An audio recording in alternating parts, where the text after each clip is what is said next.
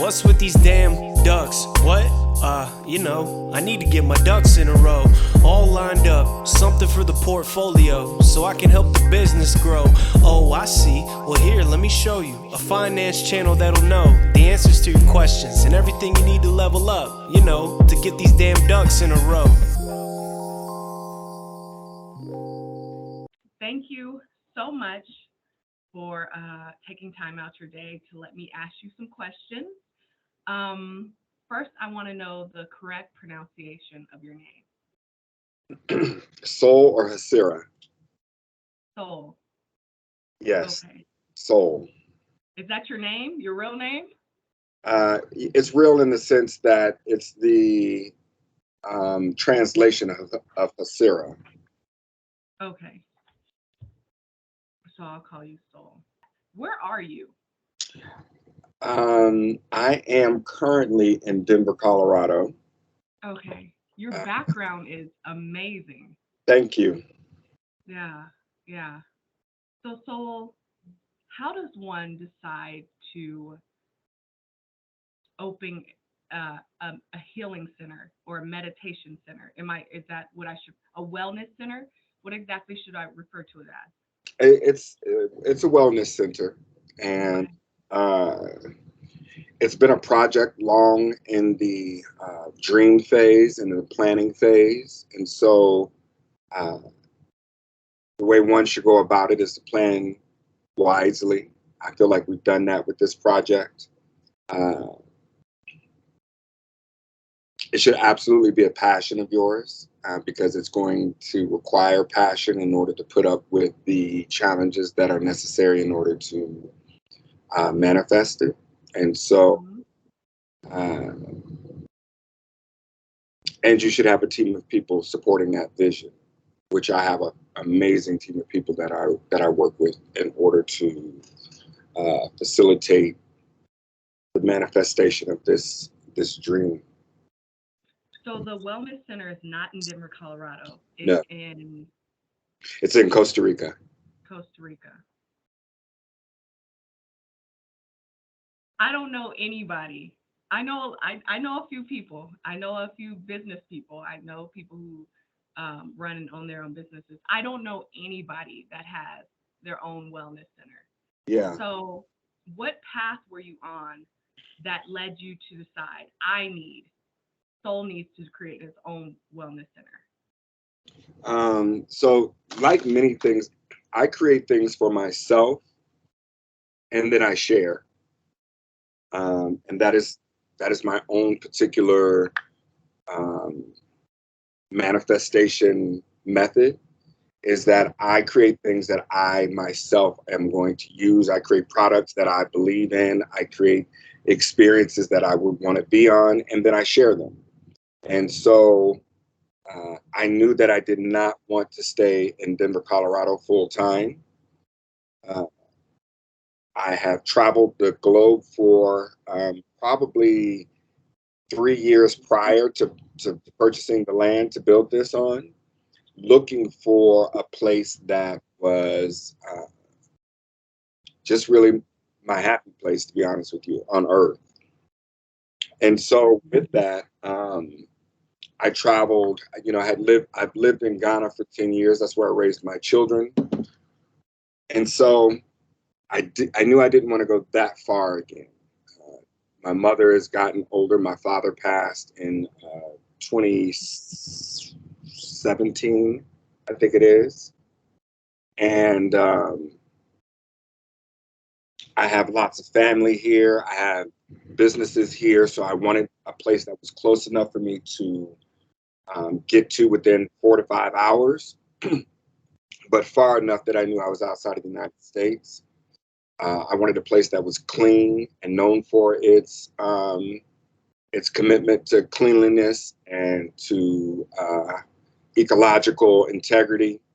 Costa Rica is that. I don't think another country comes close, to be honest with you, on the planet, much less in South America or Central America or North America for that matter. And I wanted a place that I could reach the people. and connect with the people on the ground, that they had a particular mindset. And the mindset of the people in Costa Rica uh, is predicated on a mantra that is called Pura Vida. And Pura Vida means pure life. And what they mean by pure life is that you should live your life, you should eat clean, you should eat pure, you should talk pure, your interactions should be pure. Like, it's really predicated. It's why it's one of only 5 blue zones on the earth. They really have embodied this idea of clean living, of ecological integrity, and replenishment. And because of those things, they banned their army. They don't, Costa Rica does not have a standing army. They instead took those resources and put them into the people, into having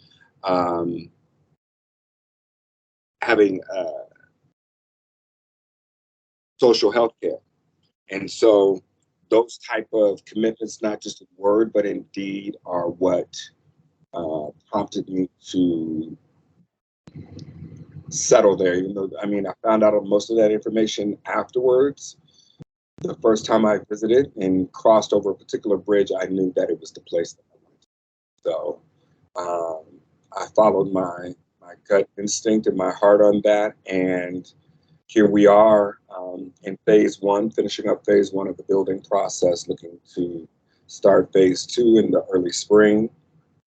So yeah, that's how the Wellness Center came about. Nice. I own property in Colorado.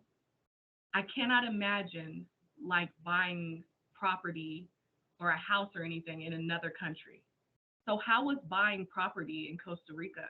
Was there a bunch of hoops to jump through? Like, do you pay up front? Is there like a lending system, like a mortgage? Like, what do you do? No, the lending system is non-existent. Like, to borrow money in countries like that, you're it's almost unheard of. So it's a cash and carry system. It's a cash Okay. system. But to be honest with you, I prefer that, especially for this project, because I consider it a legacy project. So I didn't want to owe nobody nothing. I want to make sure that when I turn it over to my children, um, that there is no debt held to the house, and that they actually own the land and the house that it's built on. So it took up saving my nickels for quite a few years. Hiring a lawyer to walk me step by step through the process to make sure that my interests were being looked after. And that is what set me up to be in the position that I'm in now. Of course, you have to be prepared for, and having lived abroad, I know this is true overall. You have to be prepared for extended timelines, right? Things don't happen spur of the moment like they do in the United States, and systems are a bit more laxed. And so you can't be in a hurry. I was in negotiations with this property for a year and a half before the deal finally went through. So, that's not to say that you couldn't find a property that you really loved and had it. The house was already built. Mine wasn't. Mine was only land. So there's a lot of registration and pieces that had to be done on it that people who are going to buy a house wouldn't necessarily have to go through. So, but it's all paid off. All that time and due diligence paid off. Okay. Did they give you a deed? Forgive my ignorance. In my mind, they gave you like a leaf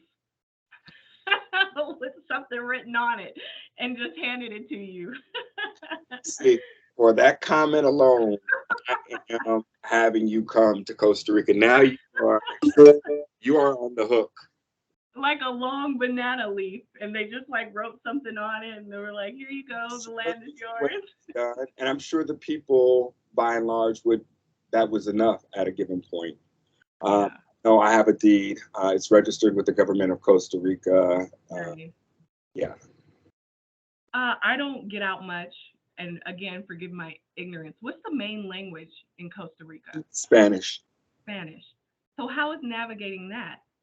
Well, again, I lived in Africa for 10 years, so I'm used Okay. to living in environments where I don't speak the primary language. Okay. Um,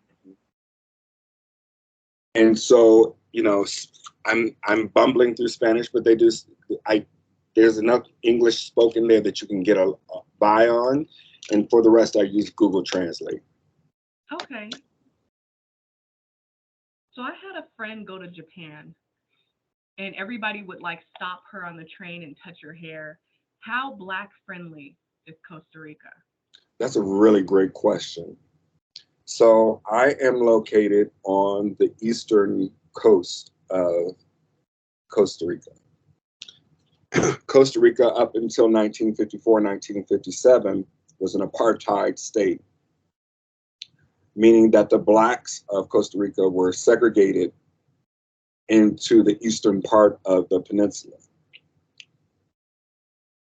Most There's a heavy contingency of both Panamanians and Jamaicans that live in Costa Rica, specifically on the Caribbean side, is what it's called. It's the Caribbean side. The other is the Pacific. And so there is a very large contingency of Panamanians that have been there for 4 to 5 generations. There's a whole contingency of Jamaicans that have been there 4 to 5 generations. And so, which again has had a lot to do with why I chose to live on that side of the peninsula. It's heavily Jamaican influenced, heavy Panamanian influence in the food, in the culture, in the people. And so it's very friendly in the sense that you will see yourself in abundance when you're there. Okay. So I have a coworker that wanted me to ask a question. While I'm writing questions, I ask everybody in the office, do they have any questions? So I have a coworker that's heavily religious, heavily Christian. And she was wondering, would some of the practices impede on her beliefs? So like, could she, like, what kind of packages are offered? Does she have to do like the meditation? Are there like a corporate retreat type things where we could all come as a group and it's not so Yes, yeah, she was very worried about the spiritual aspect of it. I love that. Yeah, so you're talking about the retreats specifically, not Hmm. Costa Rica in general. Yes, your retreat. Yes, Yes. your wellness center. Yeah, so we do corporate retreats and have been doing those for about 4 years now.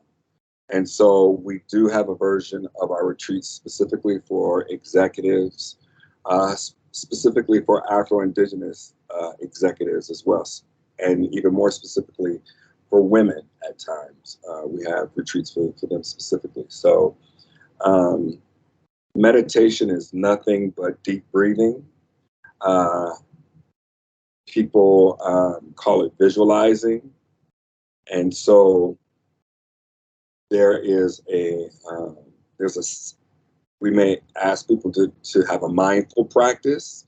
If the words like meditation and are highly used and as equally misunderstood for um, what entails. People think it involves calling on spirits and things of that nature, but it's really what most basketball players, football players, athletes do right before they shoot a big shot or have a big game. They just close their eyes, quiet their mind, think about outcome. And so that's as deep as we really get in regards to our retreats, corporate retreats. And for those that are looking for something deeper, we can do that as well. Okay. You did mention blue zones, and I do have a blue zone diet book. Um, that I made one recipe and it tasted terrible. I don't know if it's because I'm not a very good cook or yeah, but I was like, yeah, I don't know. I don't know about this. With the corporate retreat, what is included? Uh, Meals. Okay. Everything except for your travel. Okay. So I'm gonna guess meals, Meal, lodging. lodging, transportation, activities, um, don't think I'm missing anything. Are snacks involved? Because I'm a little thick, so okay. Snacks are involved. Okay. And in case you didn't hear me, there's a large Jamaican contingency. Okay. We as Afro-Indigenous folk appreciate and celebrate the thickness of our sisters who come in that particular type of package. So I hear you. There's space for you for that. Thank you. Yeah. So I went to like a weekend retreat that was about sustainable, like basically having a garden, a food, planting a garden in your backyard that was food dense and things like that. And it was a 3-day retreat, and we talked about all these things. In this place, they didn't have locks on the doors. So they just assigned you to a room, and they didn't have a lock, and there was no key or anything like that. Yeah. And I remember being there like, oh no, I can't stay here. And they had to make special accommodations. I wouldn't have come if I would have known that was the situation. Safety. Everybody gets their own key, their own room. Is it a shared bathroom? Like what's the situation? Yeah, everybody has their own key. Everybody has their own room. All the doors have locks on them. We have there's a guard at the front gate. Yeah, so all of those things are sorted out. So is it like a hotel room setup? Because the place I was at, it was more resembling like a dorm. Yes. And like to go to the restroom, I had to walk down the hall, and I was like, I would have never signed up for this. Where was this? Where was this? In Aspen, In Colorado. Aspen? Yeah. That's not like Aspen. But they were very kumbaya, like, no, nothing, this is the safest place to be. I was just like, Where are you from? I'm from Denver. What high school did you go to? I went to George. Ah, Patriot. Got it. Yeah. Are you from Denver? I am. What high school did you go to? I went to East. Oh, okay. I'm glad you're okay. I'm glad you made it out. Good for you. Make it out. I had the same concerns when you told me you were from George. So we both made it out okay. George was a good school when I was there. I can't. You guys had the IB program and all those good white folks looking out for y'all. I know. East, on the other hand. East, on the other hand. Yeah. I'm glad you're okay.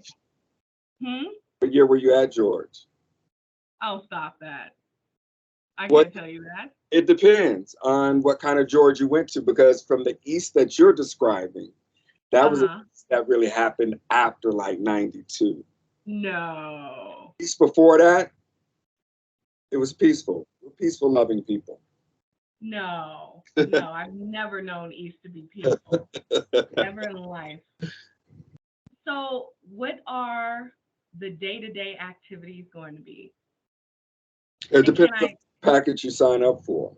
Okay. Right? It depends on what it is that you and your group are looking to get out of retreat. So retreat, we are really big on this whole idea of retreat.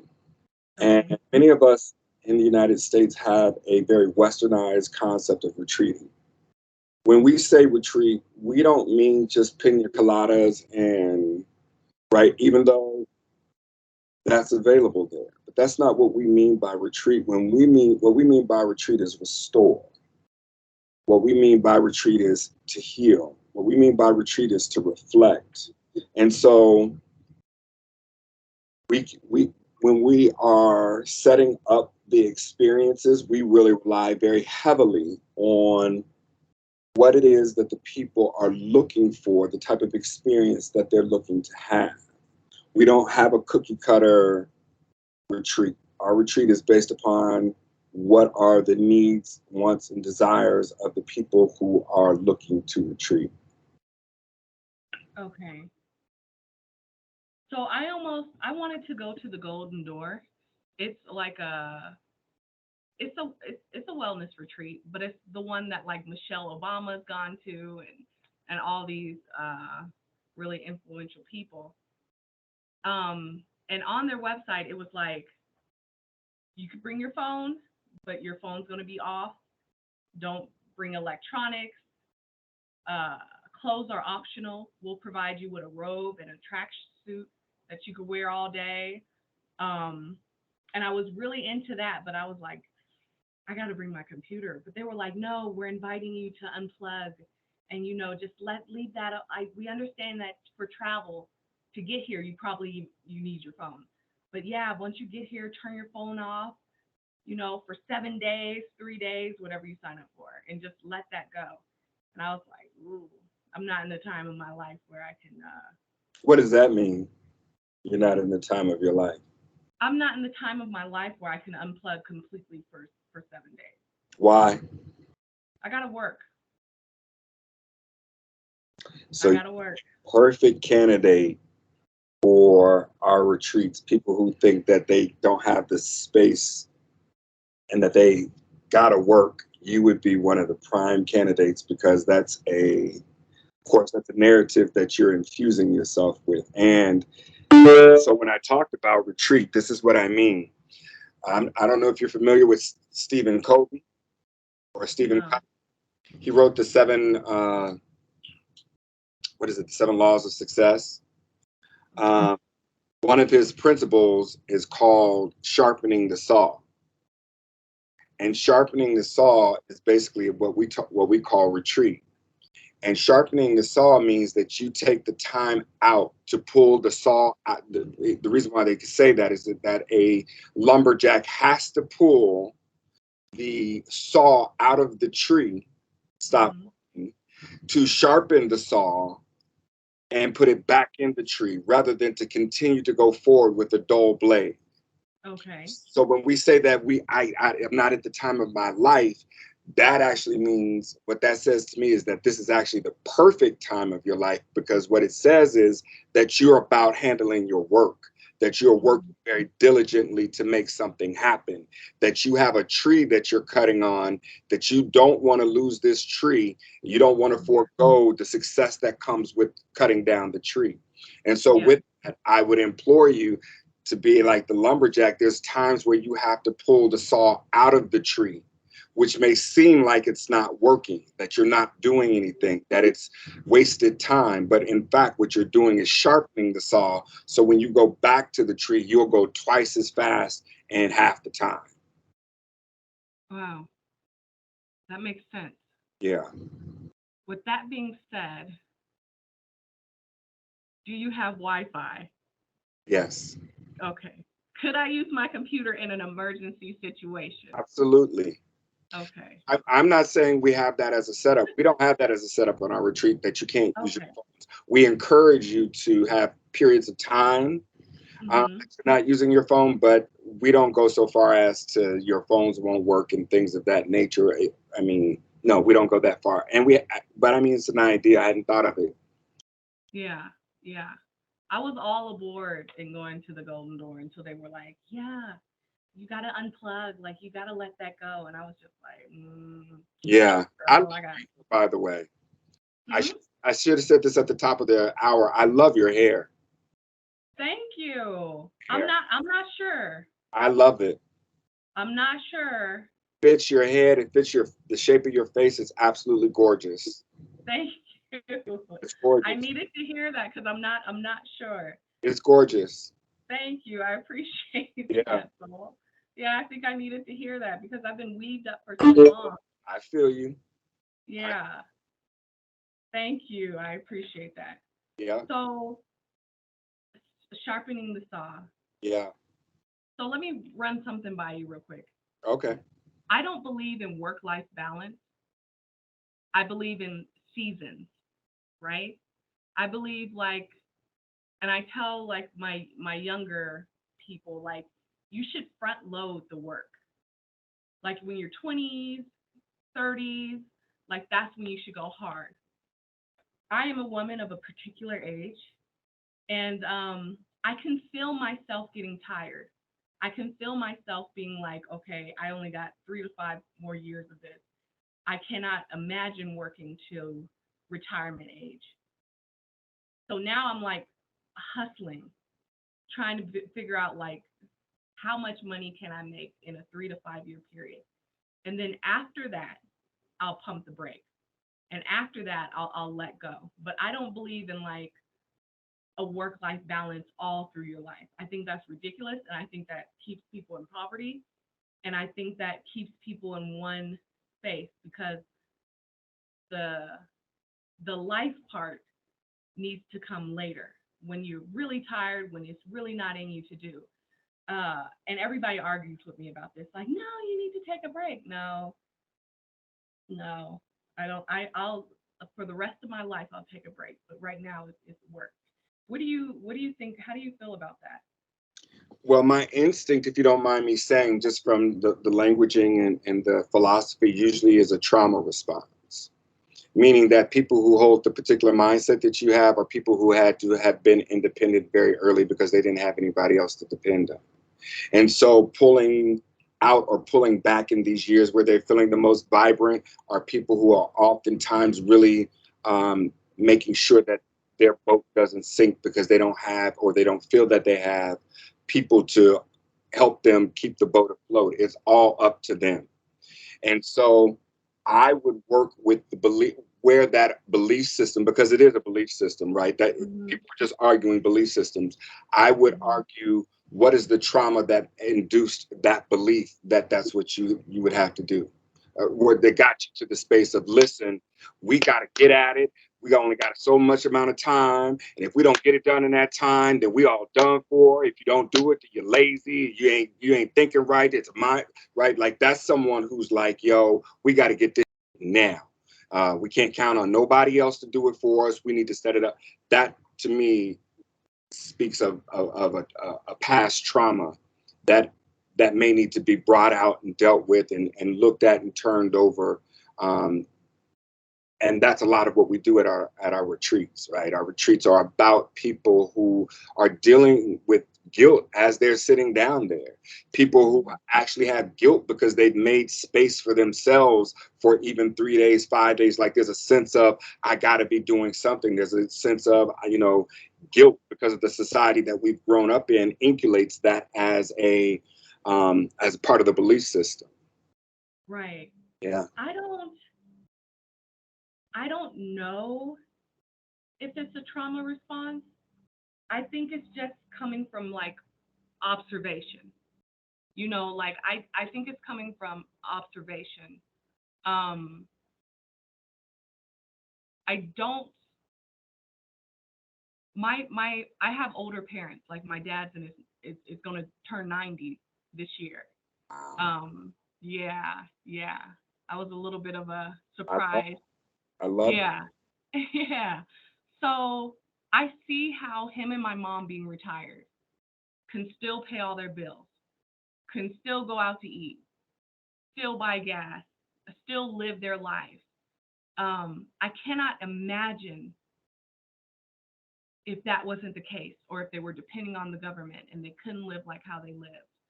Um, my parents have been retired for decades now, and they get to just chill and enjoy life and just take it slow.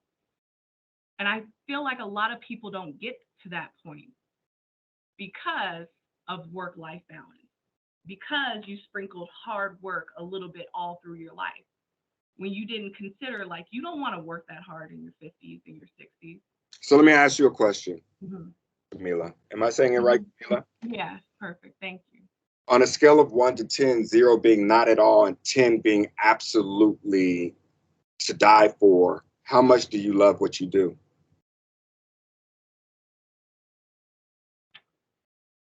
Uh, if you would have asked me that question 2 years ago, it would have been totally different answer. It would have been zero.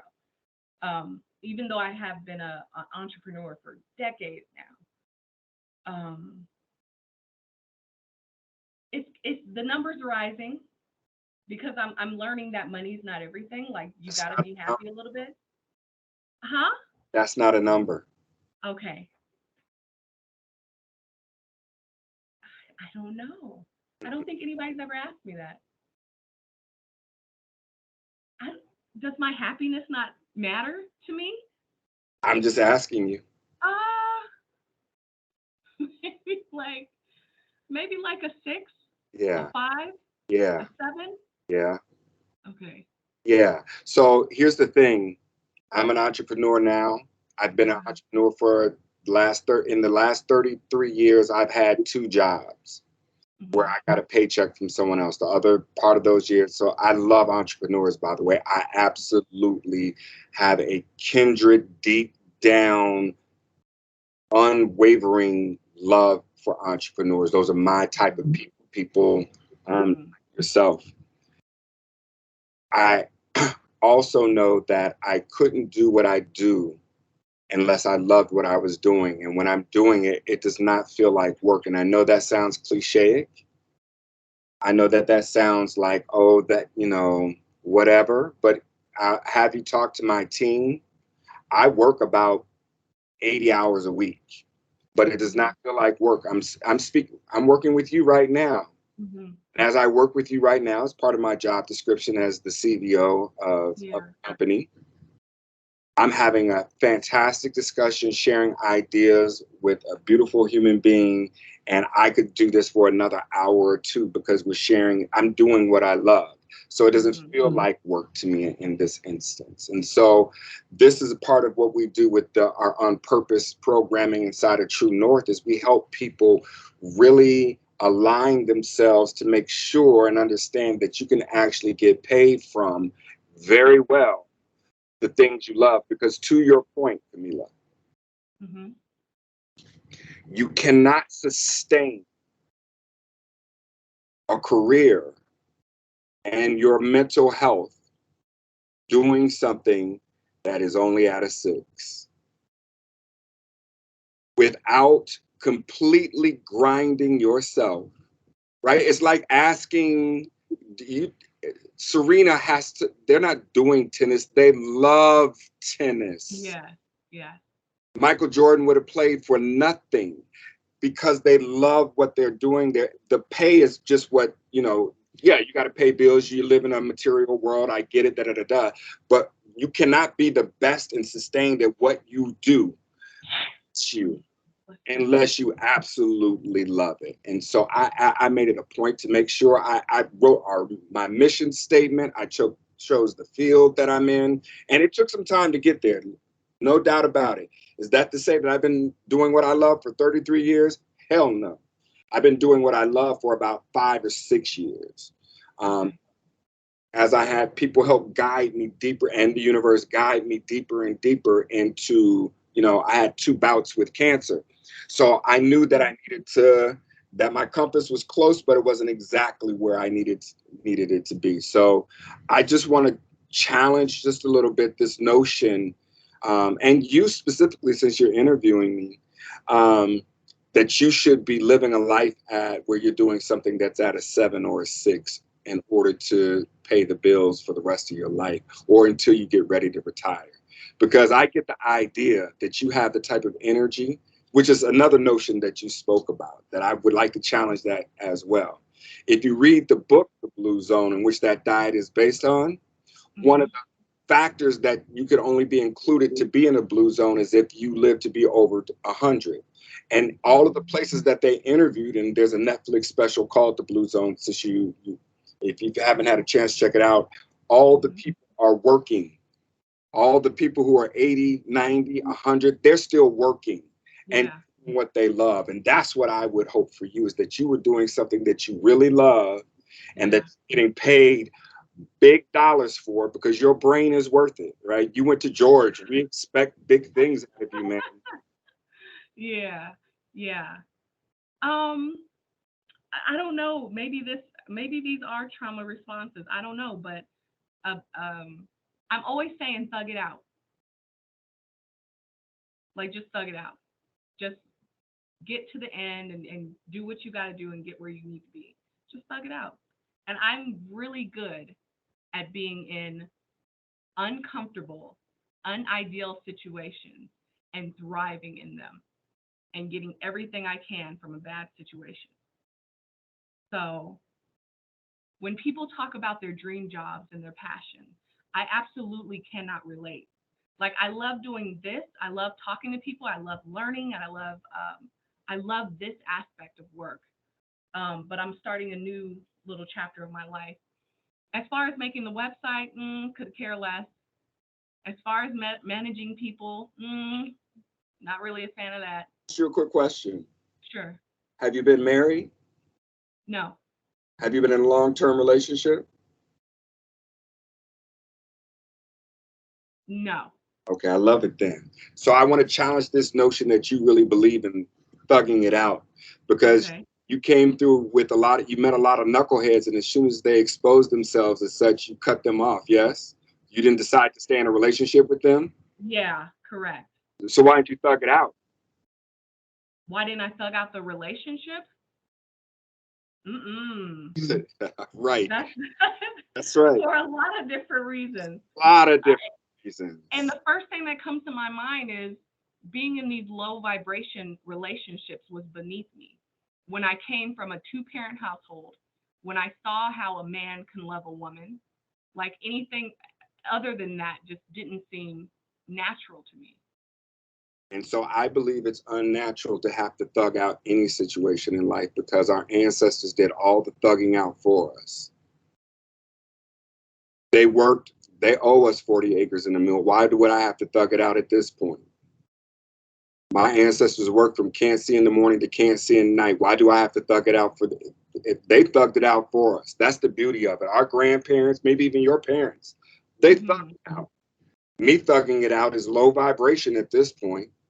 So I don't Really? self in low vibration activities, work, whether it be in my personal or professional life. I don't want people thugging it out. I want people living in the highest vibration, putting them and that's not to say I can't do it. I feel you. You know, Okay. there's some spots where, okay, this ain't ideal, but I can hack it. But I damn sure ain't going to build a career where I have to, quote unquote, thug it out. And I'm not saying you have. I'm just saying Yeah. people should, we work best when we're working our passions, meaning that it's of my belief system that the creator put a passion inside of me. That passion should be expressed. If I'm doing what the creator has put in me to do, then the creator is going to reward that, because it put it in me in the first place. It didn't put it in me for me to go broke or to be, not having the abundance of what's given to me. So I'm not one for hanging around low vibration people. I love that about you, that you don't stay nowhere where it's you ain't gonna stay with no man or woman, whatever, that don't rock your vibrational level. And we need more of our people to think that way. But all I'm saying is I love that you apply it to relationships, but work is one of the most important relationships that we're ever involved in. So why can't we extend it to our work life, our work love, our work aspect as well? These are the things we challenge. That's all. Yeah. So I've had younger employees, and they think like this, and they talk like this. They have zero work ethic. Bless you. Excuse me. Thank you.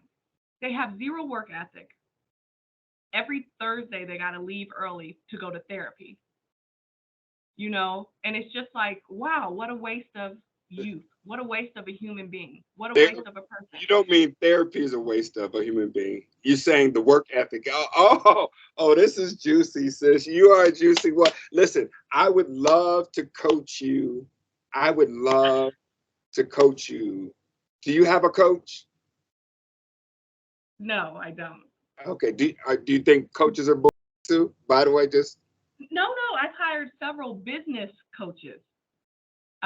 Several, like when I'm entering a new business field and I want to get ahead a little quicker and not learn it from scratch. Then no, I can absolutely tell you are brilliant. I knew that just from the small conversation. I knew that from how you were setting up your Facebook post, to be honest with you.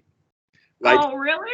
you could see what you were doing and how you were, and most people fall into your trap in the sense that they actually end up proving the very point that you're trying to make in their rebuttals to your point, so you're someone who makes people expose themselves because you're thinking 2 or 3 steps ahead, which is why I said I love it.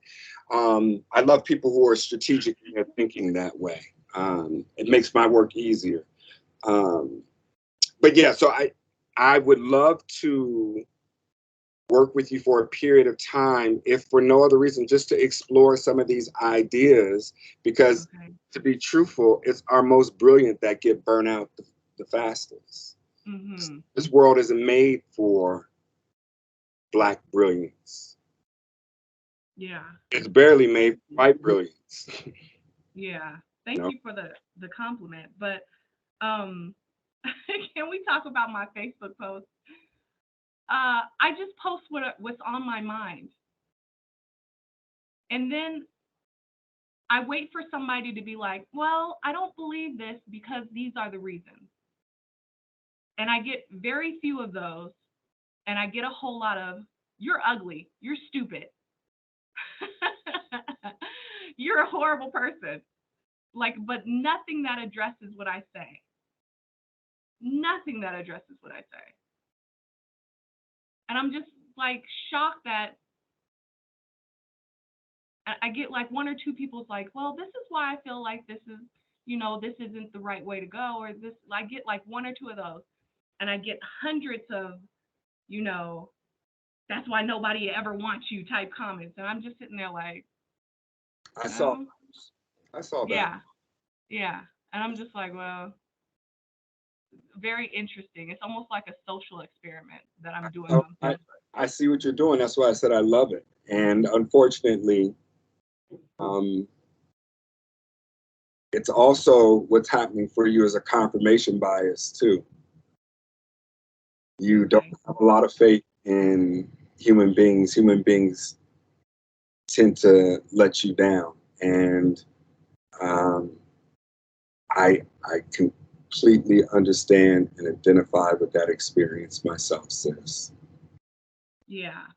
So let me address a few things that you. So when I said therapy and I rolled my eyes, I saw a little bit of reaction from you. So in my past life, I had to sit in therapy sessions with other people, with people that had intellectual and developmental disabilities. And all I had to do was sit there and back there and listen. And I was just appalled of like how silly it was. In addition to that, I have a really good friend that used to go to the same therapist weekly for over a year. She called me crying. Her therapist had unalived herself. I posted on Facebook years ago that the only way I would have a therapist if the therapist was an alien, an elephant, something that wasn't a human and having the human experience, something that could give me another perspective. Just because you made C's and B's and paid for this degree or this certification doesn't mean that you can work me through my feelings or emotions. That's how I feel about therapy. I'm with you. Yeah? I'm with you. Okay. Yeah, I'm with you. Okay. I thought for sure you were going to be like, no, therapy is important. Sis, I think a lot the way you think. That's why I'm on this call with you. Okay. I get asked to do interviews all the time. Okay. Maybe 5% of. Well, I'm honored. Yeah, well, That's cool. I could tell you were brilliant. I only with brilliant people. Thank you. Yeah. Thank you. There's one more thing that I wrote a note of. Okay. I'm going to respect your time. Okay. But there's one thing that I wrote a note on, and you were talking about your team and how reliable they are. And when you were talking about me and my trauma, you were like, oh, you've never had to rely on somebody. Not that you had to rely on somebody, but that the people that you've relied on may have let you down. That people have shown themselves to be unreliable, but not that you haven't. Not that it's on you. Not that you haven't ever relied on anybody. Okay. Yeah. Yeah. I don't really rely on people. I don't try. I don't even try. Like, Trying to get that feeling. thug it out. Uh, I will thug it out. Yeah. But I wanted to run something by you, a theory that I have, right?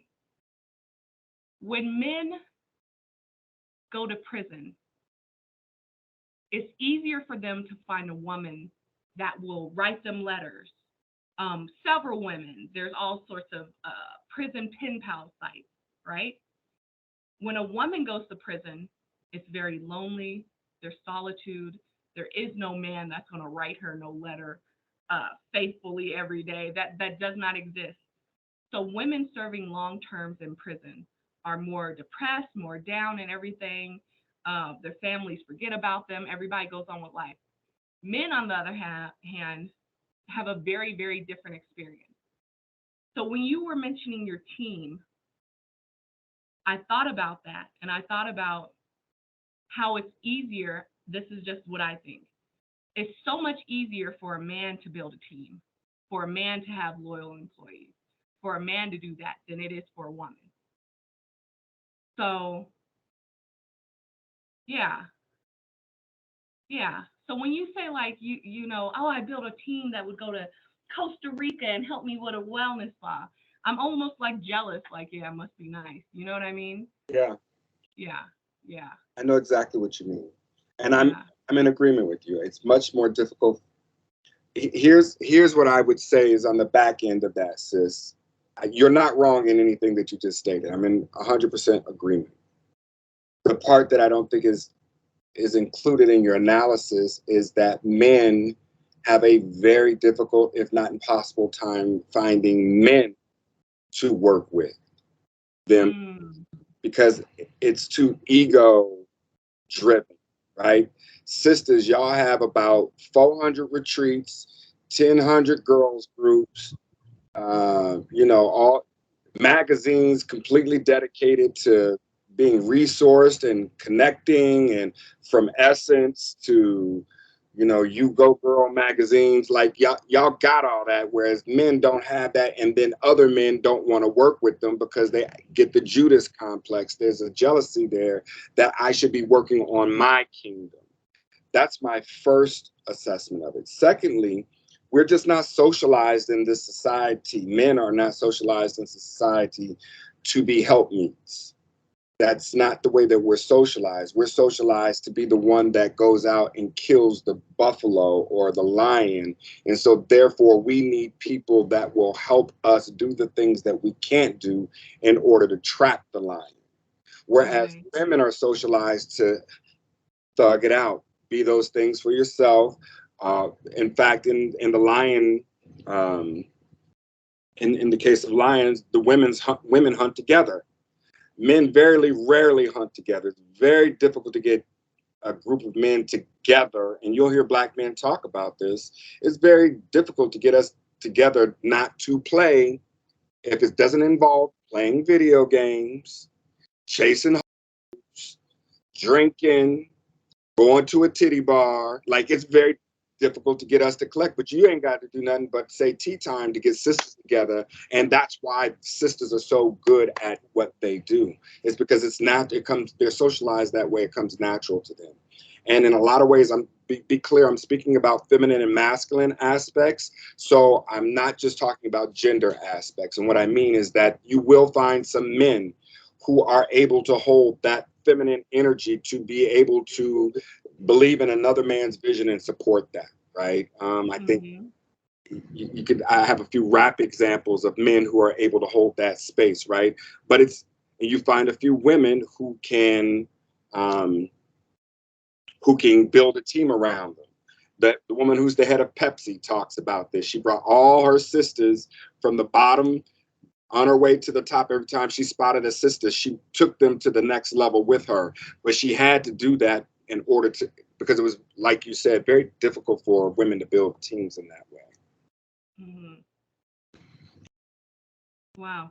Dame Dash said something similar to that Yeah, about how hard it is for men to work together. So that's he why he was, said, get you a woman. He said that's part of his formula. Get you a yeah, woman, those dudes, Get Mm-hmm. you a good woman and build your vision, because of course, as a CEO and a very successful one, he understands that what's out there. Dudes be hating too much. So yes, I agree with your assessment. I would just add, I would contextualize it a bit as far as what my experience has been. I would love to have 2 or 3 dudes on my team. I got one male on my executive team, and I had to breed him, meaning that he's my daughter's husband. The rest of these are women who I've met along the way who've come up to me and said, listen, I believe in your vision. Can I work with you? This is what I bring to the table. And I'm like, yeah, let's go get it. 95% of my team are women. Okay. Yeah. Yeah. Yeah. Yeah. I definitely think it's, and I'm sure they're qualified women, but Oh, I think, yeah, I don't know if women want to work for each other. I think that's a little harder for us as well. I think jealousy and envy and all sorts of different things if they want to factor be in. successful, they do. If they want to be successful, they do. So if you find a woman that doesn't want to work for another woman, she doesn't really want to be successful. She's doing it, she's ego driven. A woman, Okay. right? Because I mean, think about it. If you find someone who has a badass vision, the only thing that's going to stop you from supporting that vision is that this person is of the same gender. That means anything could really get in your way. So what people really do is they X themselves out of the equation of how bad they really want to be successful. Most people don't really want to be successful, sis. They really don't. They want the trappings of success. They want the accolades of success, but they don't really want to be successful. They want to be seen. They want to be known. They want the grams. They want, all that you write about very eloquently and poignantly. Um, I had to block my parents and like 3 aunts on Facebook because they would call my mom and then my mom would call me and be like, take that down. I love what you do. Thank you. Love it. Thank you. You know how many I've had 2 posts go viral where they've had like hundreds of thousands of shares. There was one that had like 30,000 shares or something like that. But I was just shocked at like the amount of death threats and people in my inbox like you don't deserve anything nice and all this kind of stuff. And I was just like, wow, Yep. I've been don't there. let me get to you, like go on with your day. I've Huh? been I said I've been there. That's why when your assistant asked me, she said, "Oh, I remember you from the Roland Martin event."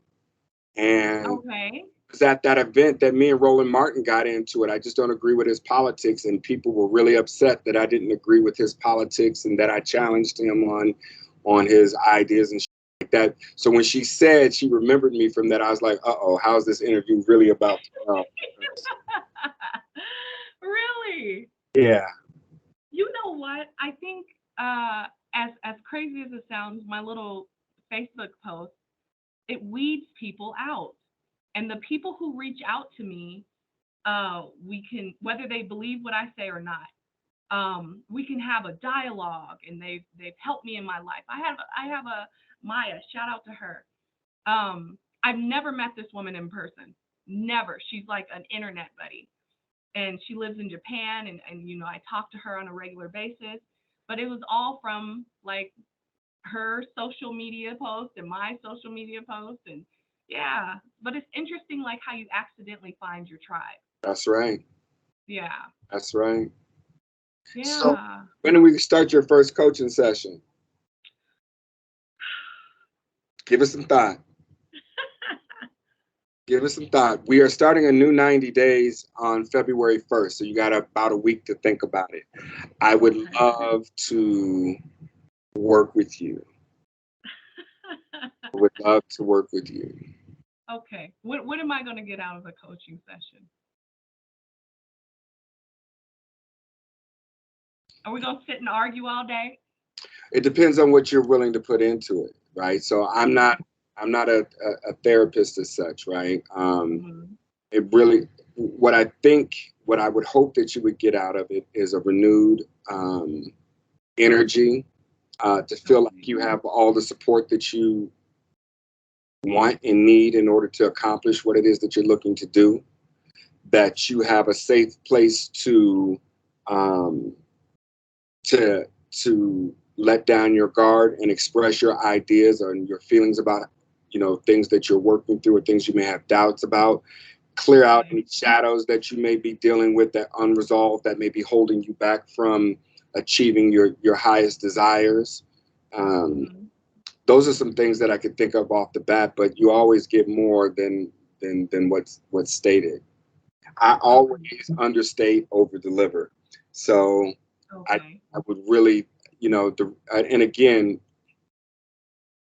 I recognized your brilliance, Thank you. I even if, appreciate that. and it's a mirror for me. In a lot of ways, you Mhm. serve as a mirror for me because that's the way I used to go at people. That's the way I would get people. So you can, you can ask Sister how that night at Roland Martin's, how I showed up at that experience. Mhm. That is what I'm known for in my activism life. But um, so I love the brilliance that it takes to do that, to poke, and it takes a courage to be like, if you don't like it, keep it moving. I said what I said, right?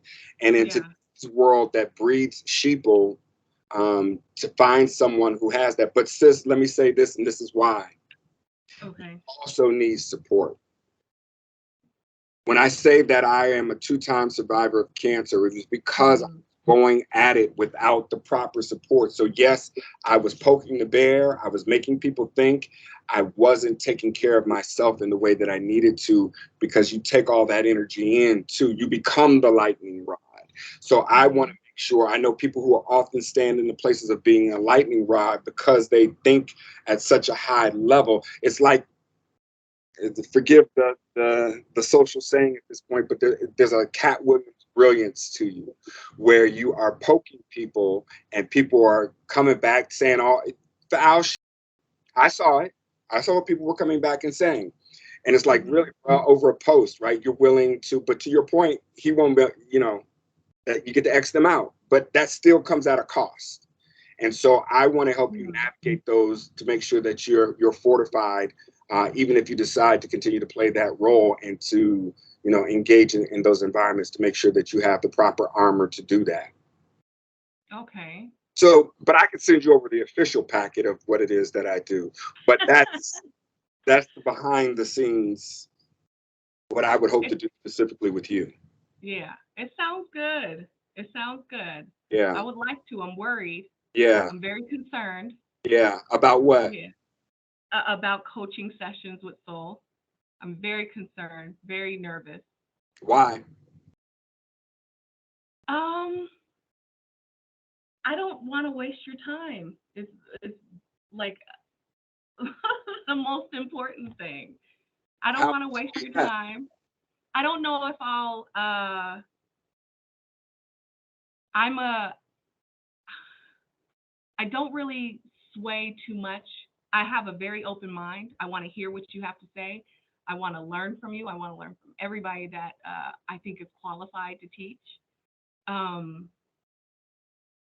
but I am like really firm on some things. I can hear you. I can hear you, and I can hear what you're saying. I don't want you to be disappointed when. I won't be disappointed. Okay. I promise you, I will not be disappointed. Okay. February 1st. February 1st, but I'll send you some information on that. Yeah. Could you please? Well, it's been an hour, and I want to be very respectful of your time, and I appreciate you carving out time in your life and in your day. When is your wellness center officially going to open? Do you know that yet, or is it tentative? September 18th, my birthday. Okay, Yes. that's awesome. Yeah, so mark it in your personal calendar so you don't forget to give me a gift on September the 18th either. I'm all over it. And I want to come to your wellness center too. I got to figure out when I'm going to have some time for that. I would We'll love do to. that. We'll do that. You're a Yeah. member of time. Thank you so much. Yes, thank you. All right.